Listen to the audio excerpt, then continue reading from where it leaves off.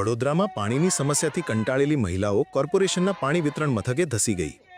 વડોદરાના વારસિયા વિસ્તારમાં ક્યાંક પાણી ઓછું મળી રહ્યું છે ને ક્યાંક મળી રહ્યું છે તો ગંધ મારતું કાળું મેશ પાણી મળી રહ્યું છે. આટલું જ નહીં, શહેરના વોર્ડ નંબર 15માં આવેલા જગન્નાથ કોમ્પ્લેક્સમાં 15 દિવસથી આવું દુર્ગંધયુક્ત પાણી આવતું હોવાની બૂમરાણ ઉઠી છે, જેને લઈને અનેક વખત રજૂઆતો કરવા છતાં સમસ્યાનો કાયમી ઉકેલ નથી આવી રહ્યો. પછી તમે જ કહો, લોકો કંટાળે કે ના કંટાળે? વરાસિયા વિસ્તારમાં પાણીની સમસ્યાથી ત્રસ્ત મહિલાઓ અને નાગરિકોનો મોરચો જૂના આરટીઓ પાસે આવેલા કોર્પોરેશનના પાણી વિતરણ મથકે ધસી ગયો, જ્યાં હાથમાં દૂષિત પાણીની બોટલો સાથે લોકોએ હાય હાયના નારા લગાવ્યા. અહીંના જુદા જુદા વિસ્તારોમાં અંદાજે 15,000થી વધુ નાગરિકો આ હાલકી ભોગવી રહ્યા છે.